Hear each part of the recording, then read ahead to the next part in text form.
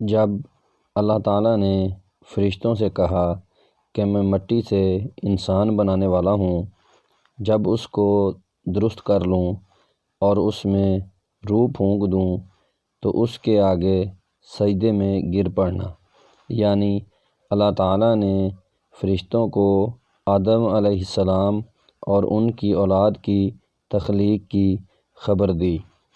فرشتے آدم علیہ السلام کے بارے میں مزید معلومات اور اس کی حکمت جاننے کے خواہش مند تھے، اس لیے انہوں نے عرض کی، کیا تو اس میں ایسے شخص کو نائب بنانا چاہتا ہے جو خرابیاں کرے اور کشت و خون کرتا پھرے؟ کیونکہ انہوں نے آدم علیہ السلام سے پہلے زمین پر آباد ہونے والی مخلوق مثلاً جنات کو دیکھا تھا۔ جنات آدم علیہ السلام سے تقریباً 2000 سال پہلے سے زمین پر آباد تھے۔ انہوں نے قتل و غارت کی تو اللہ تعالیٰ نے فرشتوں کا لشکر بھیج دیا، جنہوں نے ان فسادی جنوں کو سمندروں کے دور دراز جزیروں کی طرف دھکیل دیا۔ فرشتوں نے اللہ تعالیٰ سے کہا، ہم ہمیشہ تیری تسبیح، حمد، پاکیزگی بیان کرتے ہیں، ہم میں سے کوئی بھی تیری نافرمانی نہیں کرتا۔ اگر انسان کی تخلیق کا مقصد یہ ہے کہ وہ تیری عبادت کریں گے تو ہم موجود ہیں جو دن رات کسی کوتاہی یا اکتاہٹ کے بغیر تیری عبادت میں مشغول رہتے ہیں۔ اللہ تعالیٰ نے فرمایا، جو کچھ میں جانتا ہوں تم نہیں جانتے۔ اللہ تعالیٰ نے پوری زمین سے مٹھی بھر خاک جمع کی، پھر اللہ تعالیٰ نے اپنے ہاتھ سے حضرت آدم علیہ السلام کو پیدا فرمایا تاکہ ابلیس آپ علیہ السلام سے بڑائی کا دعویٰ نہ کرے، کیونکہ جنوں کو اللہ تعالیٰ نے بغیر دھوئیں کی آگ سے پیدا کیا ہے۔ آدم علیہ السلام جمعہ کے دن، جس کی مقدار 40 سال تک تھی، مٹی کے بنے ہوئے ایک جسم کی صورت میں پڑے رہے۔ فرشتے پاس سے گزرتے تھے تو اس جسم کو دیکھ کر ڈر جاتے تھے۔ ابلیس اس سے زیادہ خوف زدہ تھا، وہ گزرتے وقت اسے ضرب لگاتا تھا تو اس جسم سے اس طرح آواز آتی جس طرح مٹی کے بنے ہوئے برتن سے کوئی چیز ٹکرائے تو آواز آتی ہے۔ ابلیس اس خاکی بدن میں منہ کی طرف سے داخل ہوا اور دوسری طرف سے نکل گیا۔ اس نے فرشتوں سے کہا، اس سے مت ڈرو، تمہارا رب صمد ہے، لیکن یہ تو کھوکھلا ہے۔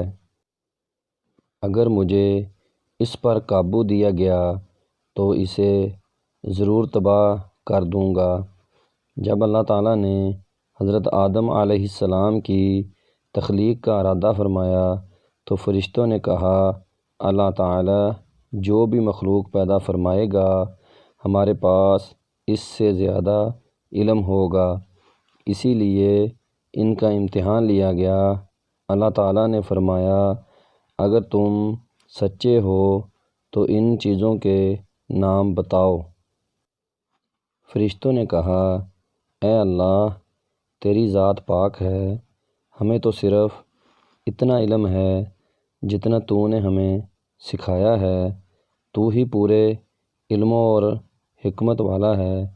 جب وہ وقت آیا جب اللہ تعالیٰ نے آپ علیہ السلام کے جسم میں روح ڈالنے کا ارادہ فرمایا تو فرشتوں سے ارشاد فرمایا، جب میں اس میں روح ڈال دوں تو اسے سجدہ کرنا۔ جب روح ڈال دی گئی تو وہ سر کی طرف سے داخل ہوئی، تبھی آدم علیہ السلام کو چھینک آ گئی۔ فرشتوں نے کہا الحمدللہ، سب تعریفیں اللہ کے لیے ہیں۔ انہوں نے کہا الحمدللہ۔ اللہ نے فرمایا تیرے رب نے تجھ پر رحمت فرمائی ہے۔ جب روح آنکھوں میں داخل ہوئی تو آپ علیہ السلام کو جنت کے پھل نظر آئے۔ جب روح پیٹ میں داخل ہوئی تو آپ کو کھانے کی خواہش پیدا ہوئی۔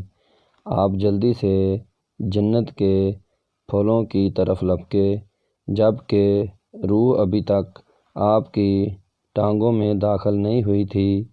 اسی لیے تو اللہ تعالیٰ نے فرمایا انسان جلد بازی کا بنا ہوا ہے۔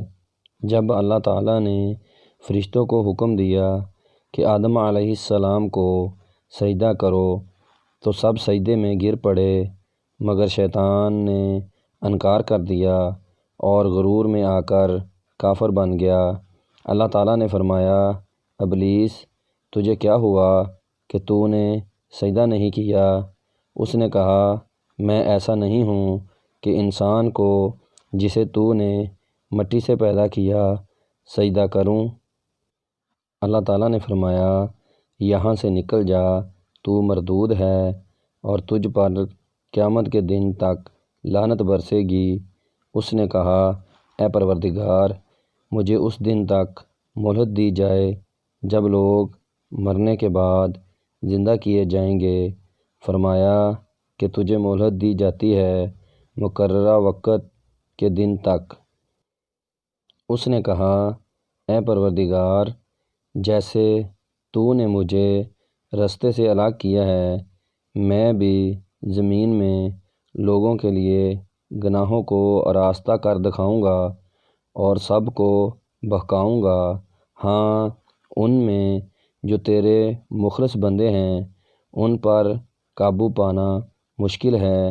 اللہ تعالیٰ نے فرمایا مجھ تک پہنچنے کا یہی راستہ ہے، جو میرے مخلص بندے ہیں ان پر تجھے کچھ قدرت حاصل نہیں کہ ان کو گناہوں میں ڈال سکے۔ ہاں، گمراہوں میں سے جو تیرے پیچھے چلے گا ان سب کے وعدے کی جگہ جہنم ہے۔